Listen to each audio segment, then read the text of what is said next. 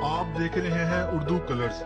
इस तरह की वीडियो आपको YouTube पर कहीं नजर नहीं आएगी, क्योंकि आज की ये वीडियो लाहौर की मसनूई धुंध के बारे में है। इस मसनूई धुंध को स्मोक भी कहते हैं। आज इस वीडियो में मैं आपको बताऊंगा कि इसके नुकसानात क्या है और चंद एहतियाती तदाबीर के बारे में भी बताऊंगा, और ये भी बताऊंगा कि लाहौर में ये मसनूई धुंध आखिर फैली कैसे है। यकीनन आपने आजकल लाहौर में पाई जाने वाली इस खास धुंध, जिसे स्मोक भी कहते हैं, इसके बारे में सुना होगा, जिसने ना सिर्फ हद निगाह को बुरी तरह मुतासिर किया है, बल्कि लोगों को घरों में ही रहने पर मजबूर भी कर दिया।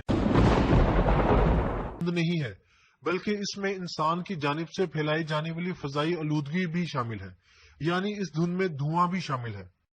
ये मसनूई धुंध इंतहाई जहरीली है और इंसान के निजाम तनफुस को शदीद नुकसान पहुंचा सकती है, और उन्हें अचानक सांस लेने में दुश्वारी का सामना भी करना पड़ सकता है।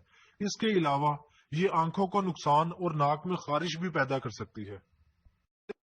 लाहौर में ये मसनूई धुंध फैली कैसे है? लाहौर में गुज़श्ता 5 सालों से जायद अरसे से दिसंबर के महीने में ऐसी धुंध देखी जाती है, और ये इंतहाई ज्यादा होती है कि लाहौर में फजाई सर्विस तक मुअत्तल हो जाती है।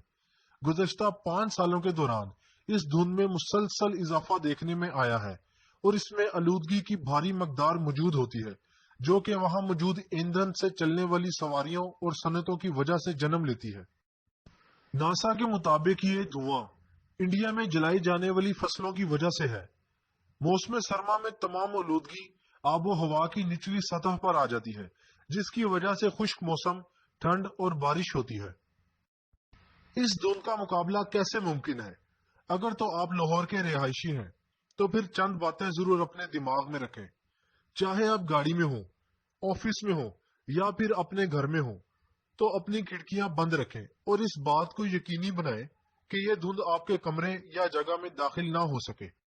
अगर घर से बाहर निकलना बहुत जरूरी है, तो फिर चंद तदाबीर से आप इस धुंध के असरात को कम से कम कर सकते हैं।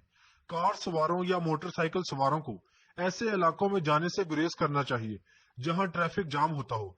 गाड़ी की खिड़कियों के शीशे हमेशा बंद रखें, और मोटरसाइकिल वाले हजरात ऐसा रास्ता इख्तियार करें जहां ट्रैफिक कम होती हो।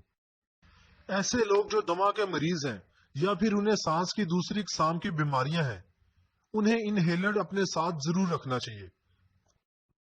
ऐसे लोग जो अपनी फिटनेस के हवाले से हसास होते हैं, उन्हें चाहिए कि इस धुंध के दौरान सख्त जिस्मानी सरगर्मियों से परहेज करें, क्योंकि इससे सांस लेने के अमल में इजाफा हो जाता है।